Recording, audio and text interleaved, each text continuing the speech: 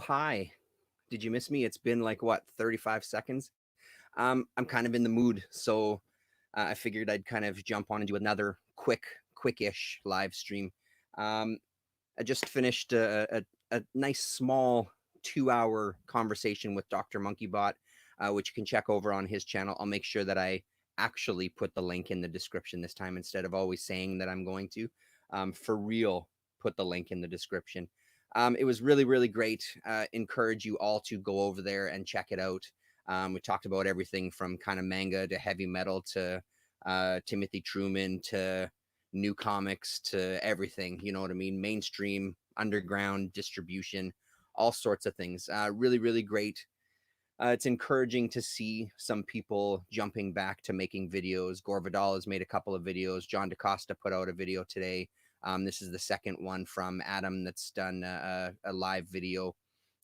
We just need some more people to do it, and it feels good.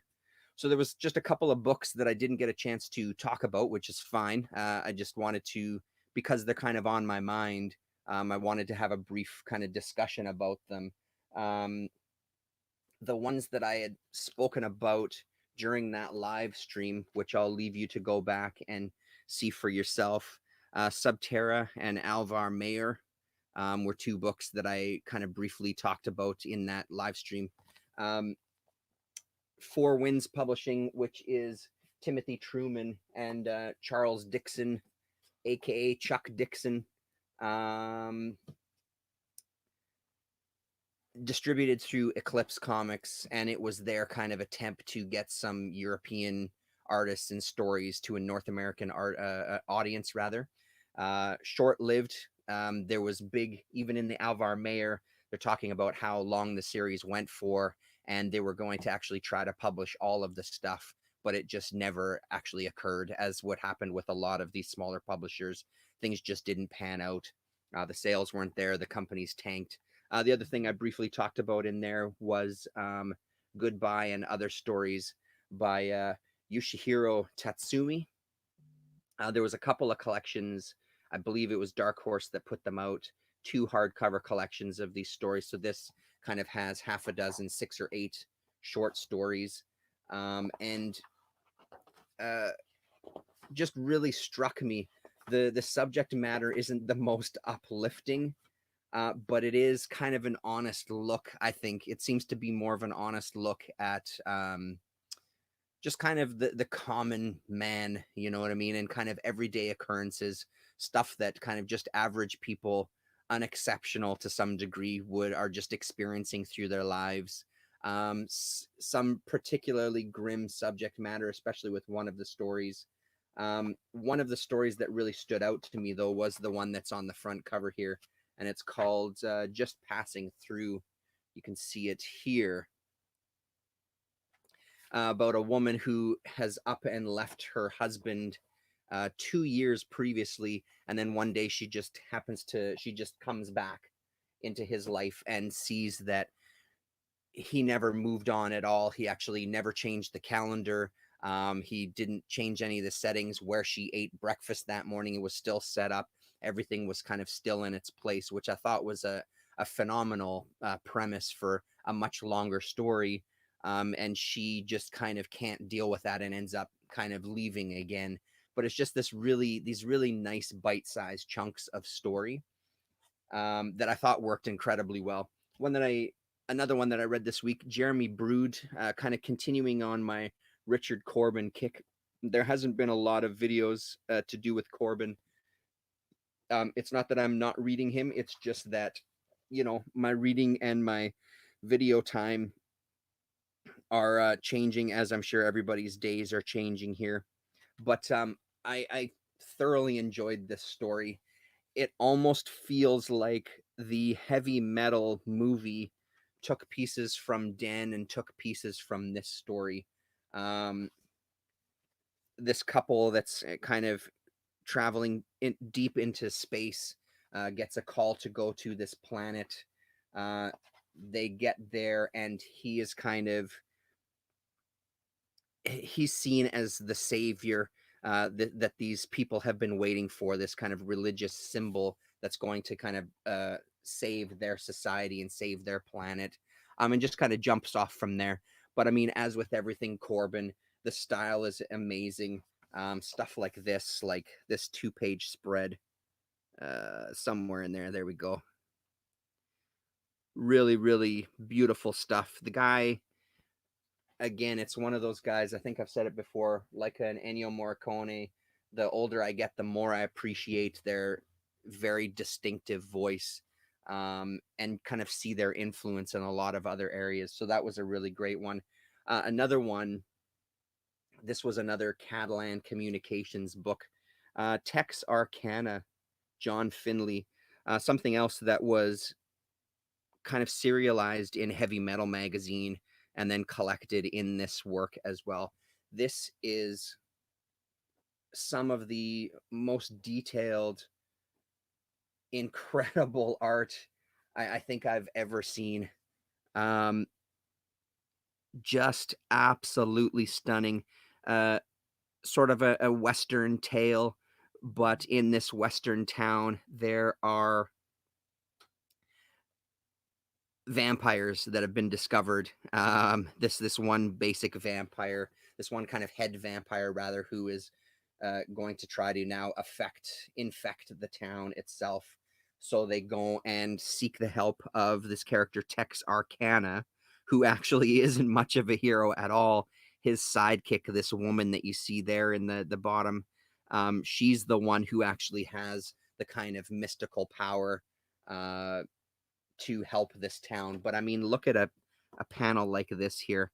Just incredible stuff. Really, really detailed. The facial expressions, the movement within the whole book, really, really amazing. It was a hell of a read. And stuff like this, I find that there's some stuff that just really resonates where it's not anything even close to a struggle to get into it. It just kind of happens so naturally. And that was, I don't have it beside me. I should have brought it beside me. I read an issue of Kenneth Smith's, what is it, Phantasmagoria, I believe, that zine. Oh boy, it's right over there. It's just out of reach. Anyway, I've talked about it on the channel before, and I read the issue that kind of gets the most press from that kind of time period. It's these fish living in the ocean and the conversations that they're having. Interesting concept for sure, but it was really, I found it incredibly challenging to get through. It was really a difficult read. It wasn't a natural read. There were some things that I think that it just kind of went completely over my head. The art was amazing with it. Everything about the presentation was beautiful.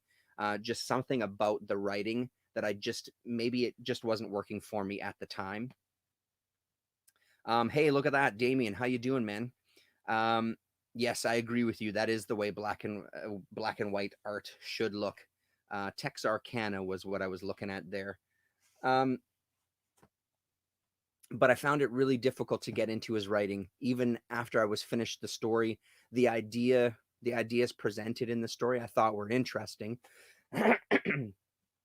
This perspective of these fish in their world where they're faced with constant danger, but as they keep swimming, they can discover all these little nooks and crannies and have these new experiences. One of the fish kind of gets away, and decides to go exploring more to the surface and kind of pokes his head out of the water and sees the stillness of the rest of the planet with nobody around, nothing really happened, everything really the same, and kind of just dismisses it as like, why would you even want this? You know what I mean? It's something that there's no kind of this constant battle for survival in a world that's kind of really stagnant from his perspective, right? So, I mean, the premise was really interesting. I just found the writing really dense and very, very challenging. It took me a long time to read it. I did muscle my way through it, even though I wanted to put it down a couple of times. Very difficult, to say the least. That said, though, I'm going to continue reading his stuff because I love the look of his artwork, and I'll do a spotlight on those once I've kind of read the other, I think, 2 issues that I have. One of the other things I've dug into, cracking open the old Vertigo DC books. Finished this one called Ghost Dancing by Jamie Delano and Richard Case. A 6-issue miniseries. Uh, Kind of the spirit world, the spirit animal world coming back to the kind of human world.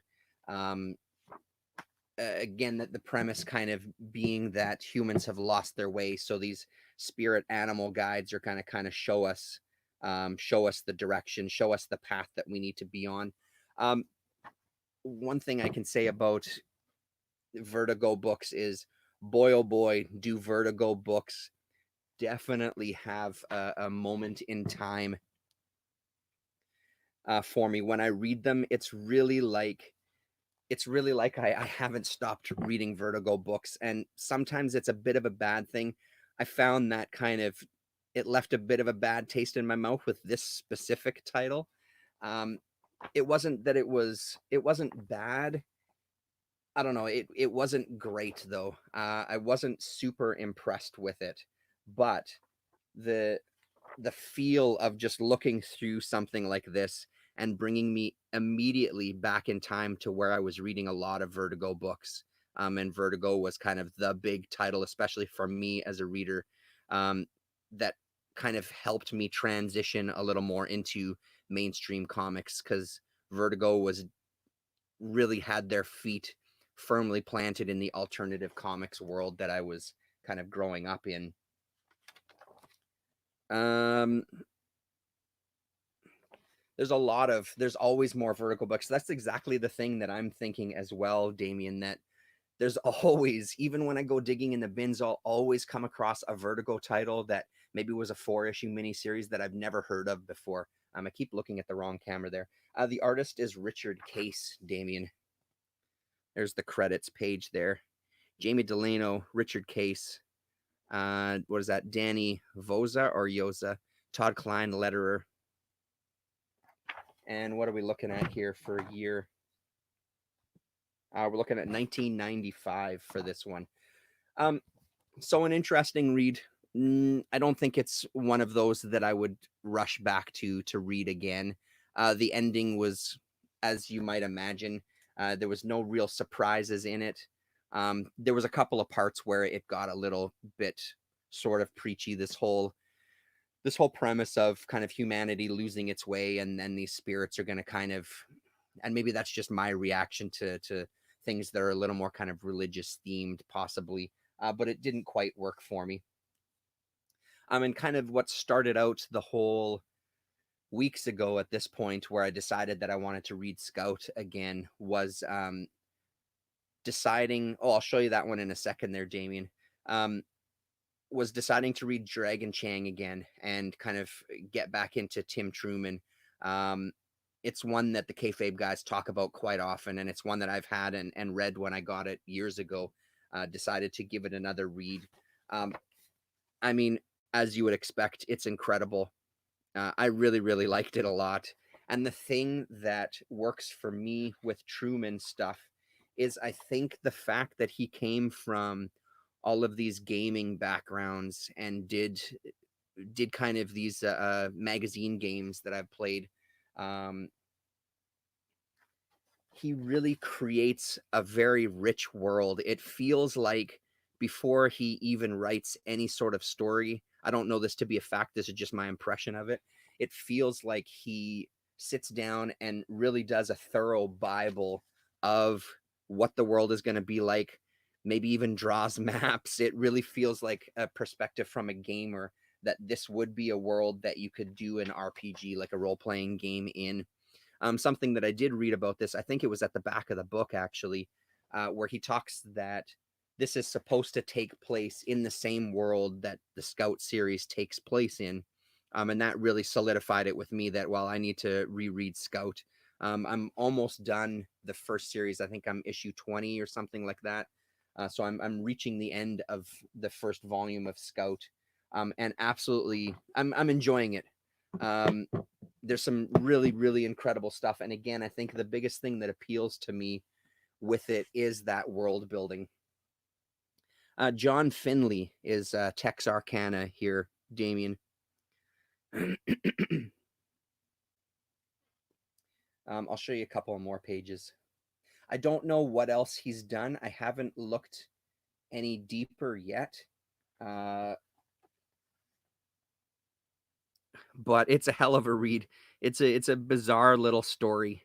At one point, these kind of two henchmen demons get summoned, but they've drawn the pentagram the wrong size on the ground, so they show up. They show up much smaller than what they were supposed to be. They're supposed to be kind of like these 10-foot kind of creatures, but because they drew the pentagram wrong when they got summoned, they show up as these kind of smaller demons. And again, it feels like this is a fleshed out world. This is a fleshed out community. There's lots of there's one panel specifically, yeah, and stuff like this. Again, the layouts are amazing, and I don't know how much sleep was lost when you're putting together even just a single page of this book, but uh, really, really incredible. There's some stuff. Let me see if I can find. There's some really nice group shots as kind of the townspeople decide to get involved, and they're gonna kind of get the pitchforks, and they're gonna come down and take care of the vampire themselves. And of course, I'm not going to be able to find it, but there's movement within this crowd that really feels almost like slapstick. Here we go.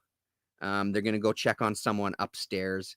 I just love the way every single person in that shot has their own personality with the way that they're moving and the way they're interacting with the people around them. Really, really love it. A lot of it's a really fun read. Highly recommended if you can find that. Um, those are the ones that I've read. And then what else did I dive into here? There was a couple more. Yes. And then I kind of again continuing with my more Corbin stuff for Fantagor. So near the end of Fantagor's publishing, Cursed Pirate Girl Comics. No, it wasn't me. That doesn't sound familiar to me there, Damien. Um, near the end of Fantagor's publishing history, they decided to go with Corbin decided to go with this magazine-sized format again. And this one also has Tundra. So it was Fantagor and Tundra publishing these, and I think these were some of the last things, if not the last books that they were publishing. Um, Great, kind of digging back into sort of he's lost his memory. He knows who he is to some degree, but he can't remember much of his history. There's flashbacks to, I don't know if you remember when the Den series first started. He had found out that I think it was his father or maybe his grandfather. Now I'm forgetting which.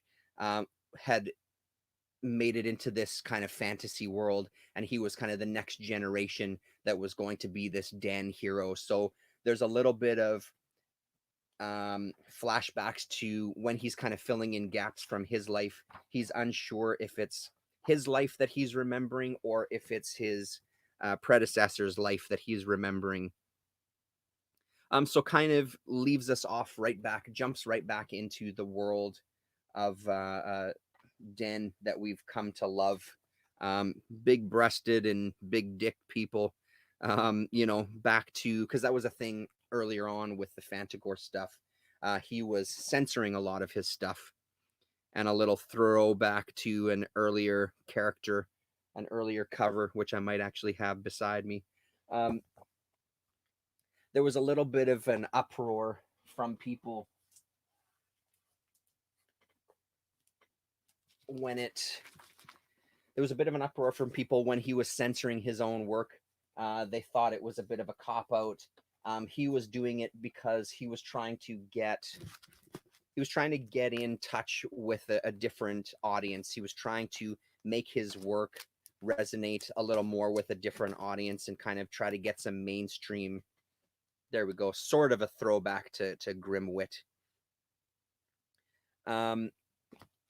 Recognition with the mainstream, especially because he had started his own company and he wanted it to be successful, as I imagine most people would.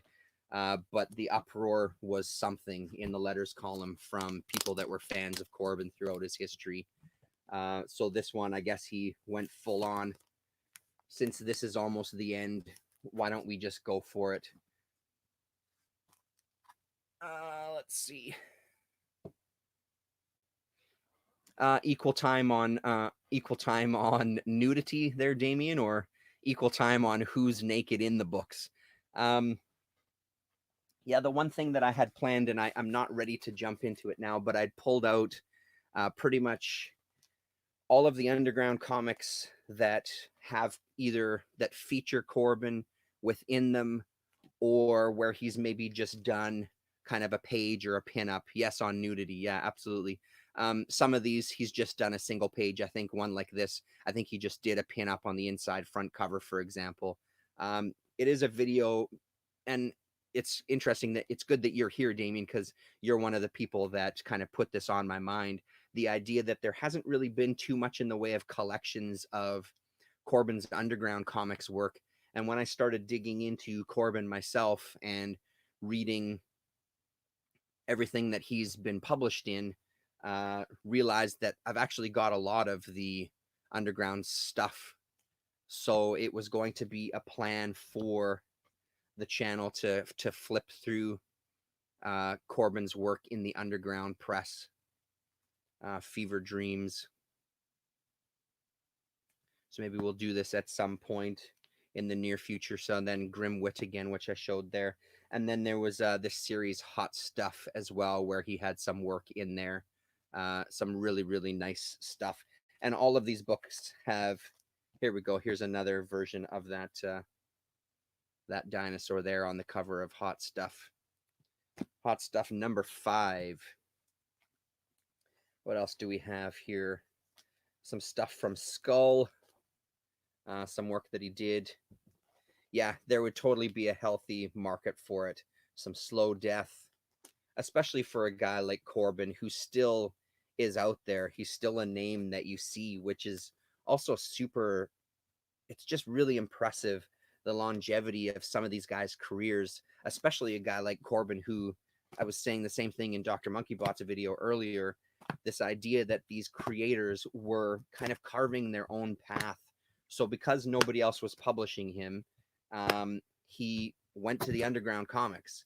And then when places like PC and Eclipse got going, that gave him another outlet for places to publish his own work.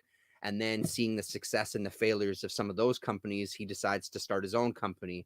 And then that fails, so he kind of dips his toes back into DC and Marvel and those kind of things, right? So it's quite an arc of a career that this guy has had, and it feels like he's one of the few creators that's had complete control of his career since day one. Even to this day, on his website, he'll do some sales. They'll sell artwork himself, him and his wife. I think his wife mostly takes control of it, if I'm not mistaken.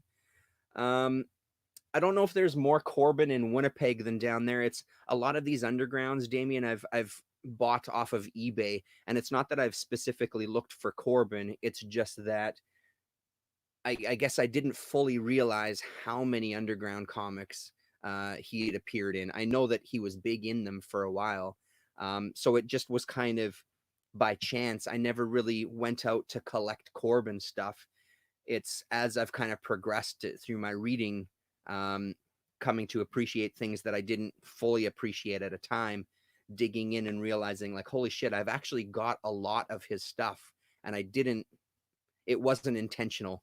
So just keep in mind, a lot of this stuff are purchases that I've made off of eBay when I've bought huge lots of underground comics, or, even 5 or 6 from a specific person here and there. But honestly, I don't find a ton of Corbin in Winnipeg. The stuff that we do, or that I do end up finding, are more of his mainstream work, like when he did like that Cage series, for example. Apparently he did one with the Hulk Bruce Banner that I've never seen here. I would love to read that one. So it's things like that I find a lot of Corbin. And then some of the newer stuff, obviously the newer published stuff, are things that they're in abundance here, as I'm sure they are anywhere. Yeah, absolutely. A side benefit of the obsession is exactly right. Which is also the beauty of some of these smaller companies. You never know who's going to pop up in them, right? Which is kind of nice. Anyway, I just wanted to jump off of that and do this quickly to just kind of get my thoughts down on those other books. Um, the reading isn't even close to stopping. Next on the list from my Corbin, I pulled out some other magazines. So this is a Edgar Allan Poe collection there.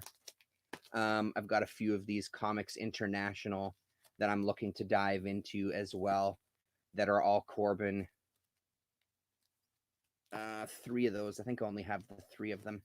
Yeah, and then I also pulled out this one, Jaws of Death special issue, an infamous Corbin story, and that was it. Yeah, so those magazines are next on my Corbin to read list, and then eventually we'll get back to these undergrounds. Yeah, there you go. Thanks very much for tuning in, Damien. Nice to see you.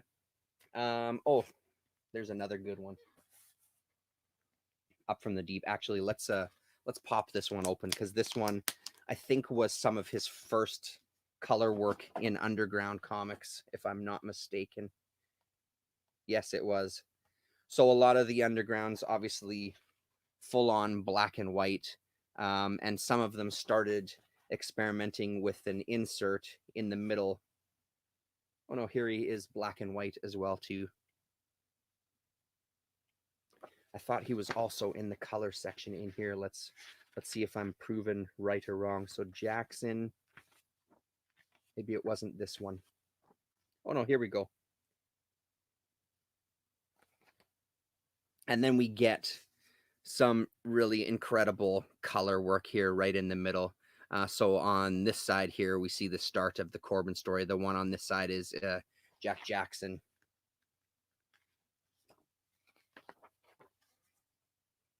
Yeah, and again, his coloring techniques have really changed throughout the years, but there's something about the reproduction while they were still trying to figure it out in the underground comic scene.